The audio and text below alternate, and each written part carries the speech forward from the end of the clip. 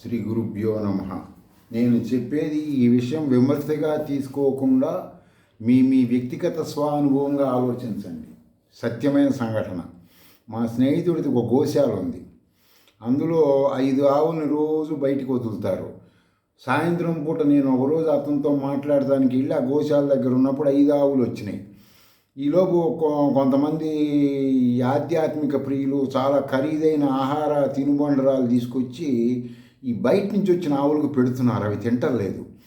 సరే, ఇతను చెప్పాడు వాళ్ళతో, ఆ పక్క ఆవులకు పెట్టండి, ఇవి తినమంటే వాళ్ళు ఆలోచించారు. వీడవి కాజేసి తర్వాత అమ్ముకోవడానికో తినడానికో ప్లాన్ వేశాడు. ఈ మధురమైన సువాసన స్వీట్స్ వాళ్ళు మారువడిల్లండి అనే ఆలోచనలో మేమే పెడతాం అంటున్నారు. సరే, అతను అన్నాడు, అవి తినవండి, ఇప్పుడు అవి తర్వాత పెడతాం వాటికి మేము ప్రత్యేకంగా అంటే వీళ్ళు వింటలేదు. అప్పుడు అతను ఏం చేశాడంటే, సరే ఇటీండని వాటికి అక్కడ దగ్గరలో మురికి కాలంలో ముంచి తీసుకెళ్ళి పెడితే అవి తిన్నాయి. వాళ్ళు ఆశ్చర్యపోయారు చూసిన వాళ్ళు. తర్వాత నేను అడిగాను, ఏంటండి ఇట్లా చేశారంటే, అవి బయట ఆహారాలు పెంట తినటానికి అలవాటు పడ్డ గోవులు, వాటికి అమృతం పెట్టిన అవి తినవు, అమృతానికి కూడా మనం మల మూత్రాలు పూసి పెడితే తింటాయి అన్నాడు. నేను చాలా ఇది యథార్థ సంఘటన, స్వానుభవంగా చెబుతున్నాను. దీన్ని మీరు ఎలా ఆలోచించుకుని నాకు అనవసరం. తర్వాత నేను శ్రీ విద్యలో పూర్వాంగం ఉత్తరాంగం అంటే సగం మందిని అడిగారు, పూర్వాంగం అంటే ఏంటండి, ఉత్తరాంగం అంటే ఏంటండి, మాకు ఎవరు చెప్పట్లేదు ఇవని. మీకు ఫస్ట్ ప్రారంభంలో మీరు జన్మించిన వర్ణము రీత్యా మీ ఆహార అలవాట్లు ఏంటో, మీ ఆర్థిక స్థితిగతులేంటో, ఎందుకంటే ఇవన్నీ చూసేది దేనికంటే నేను ఇంప్రూవ్మెంట్ చేయటానికి, అంతేగాని నేను తక్కువ చేయటానికి కాదు. నువ్వు డెవలప్ అవ్వాలంటే ఇవన్నీ చూడాల్సిందే. అది సబ్జెక్టు. చూసి వాళ్ళకి ఫస్ట్ ఇచ్చే మంత్రం కుడి ముక్కులో సంచారం బాగా ఉండేది చూస్తారు. సూర్యనాడ, చంద్రనాడ మీరు చూసుకోండి కుడి ముక్కు అంటే ఏంటనేది. అందులో బాగా యాక్టివేషన్ చేస్తే ఆ యాక్టివేషన్ ద్వారా కింద షట్చక్రాల్లోకి వెళ్ళి మీకు ఒకవైపు మీ జన్మల కర్మ ఉంటుంది. అది మొన్న చెప్పాను కదా, చాలా వాటి గురించి చూసుకోండి. ఆ కర్మ తగలబడటానికి జరుగుతుంటుంది. తర్వాత మళ్ళీ కొద్ది రోజులకి అది పునశ్చరణ అయిన తర్వాత ఇంకొక మంత్రం ఇస్తారు. విలోమ అంటే ఎడమ వైపు ఇచ్చిన దానికి ఆపోజిట్గా ఇస్తారు కుడివైపు. అది అటు తిరుగుతూ ఉన్నప్పుడు అటువైపు కర్మ అవుతుంది. మధ్యలోది పోదు. డైమండ్ షేప్లో ఉన్న కుడివైపు మధ్యలోది పోదు. అలా కొన్నాళ్ళు చేసిన తర్వాత ఏం చేస్తారంటే, వాడి యొక్క పట్టుదల, వాడి యొక్క కృషి, వాడి యొక్క ఫీలింగ్స్ని గమనించి అప్పుడు మధ్యలో బ్రహ్మ విద్యా మంత్రాలు ఇస్తారు. అవి మధ్యలో సుషుమ్నా మీద పనిచేస్తాయి. దీనినే పూర్వాంగ ఉత్తరాంగ సహిత శ్రీ విద్య అంటారు.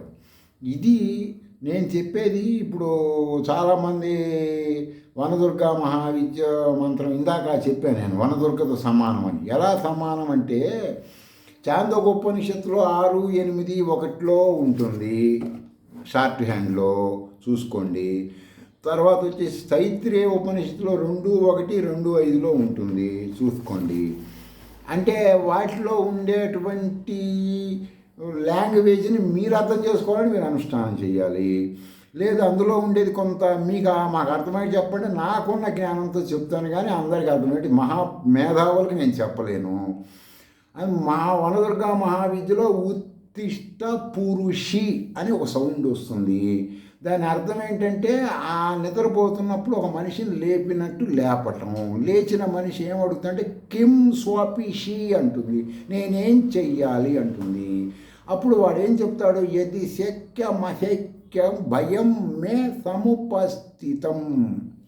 వాడు ఏం చెప్తాడు, నువ్వు నిద్ర లేచిన వాళ్ళని ఏమడుగుతాడు, నాకు పలానా ప్రాబ్లం వచ్చింది, అది ఆ ప్రాబ్లం నువ్వు సాల్వ్ చేస్తావా చేయలేవా అనేది కూడా నాకు అనవసరం, నువ్వు అది చేసి పెట్టు, ఆ ప్రయత్నంలో నువ్వు చస్తే చావు, నాకు అనవసరం అని కమాండ్గా, రిక్వెస్ట్ కమాండ్గా ఆ మంత్రం అంటారు దాన్ని.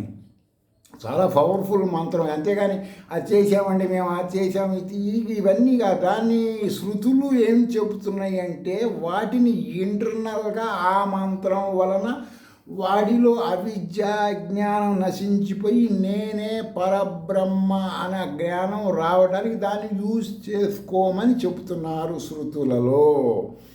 వీళ్ళు భౌతికంగా చెప్పేవాడు దాన్ని భౌతికార్థంగా చెప్తాడు. అది జరిగినట్టు ఏ ప్రవచనం అయినా జరిగినట్టు ప్రామాణికం లేదు. ప్రామాణికం కావాలంటే ఏంటి? శృతులు చెప్పింది చూడండి. శృతులలో ఏ దేవుడు చెబితే దాన్ని నమ్మాలి మనము. వీళ్ళు చెప్పిన వాటికి ప్రామాణికాలు ఏమీ ఉండవు. శృతులలో గూఢార్థంగా చెప్పారు, అనుష్ఠానం చేసి తెలుస్తాయి. ఇప్పుడు రిలయన్స్ ఫ్రెష్కి వెళ్ళాలి, దాని దగ్గరికి వెళ్ళాలంటే కొత్తవాడిని వెళ్ళమని చెబుతాం, పలానా ప్యాకెట్ అని. ఏం చెబుతాం? పలానా ప్యాకెట్ తీసుకుంటా అంటే వాడు బయలుదేరి ఎట్లా వెళ్ళాలంటే పలానా పోలీస్ స్టేషను, పలానా ఇట్లా పలానా 2-3 గుర్తులు చెబుతావు. ఆ గుర్తుల పక్కనే అది ఉంటుందంటావు. వాడు అక్కడికి వెళ్ళి తెస్తాడు. ఎలా తెచ్చాడు? ఈ గుర్తుల్ని చంద్రశేఖర పరమాచార్య ఘటికాయాం అని చెప్పుకొచ్చారు. ఘటిక సాధన అంటే నువ్వు ఆ రిలయన్స్ ఫ్రెష్ అనబడే నీ ఒరిజినల్ రూపంలోకి నువ్వు వెళ్తానికి శ్రీ విద్య దారి చూపిస్తుంది. ఇది ఋషులు చెప్పిన మాట. ఆలోచించండి. స్వానుభవంగా ఎవరేదో చెప్పినవన్నీ విని పరిగెత్తి అటు పరిగెత్తి ఇటు పరిగెత్తి మీ యొక్క లైఫ్ వేస్ట్ చేసుకోకుండా ప్రాక్టికల్గా ఆలోచించండి. స్వ అనుభవంగా ఆలోచించండి. ఈ టెక్నాలజీని ఉపయోగించుకోండి. శృతులు, ఉపనిషత్తులు మేము అవి తెలియదండి, చదువుకోలేమండి, ఆ తెలుగు రాదండి, ఇంగ్లీషులు చదువుకున్నామంటే శ్రీకృష్ణుడు భగవద్గీతలో 90% అదే విషయం ఉంటుంది. 90% భగవద్గీతలో ఉపనిషత్తులదే ఉంటుంది. ఇది ఇంగ్లీష్లో దొరుకుతుంది, చూసుకోండి.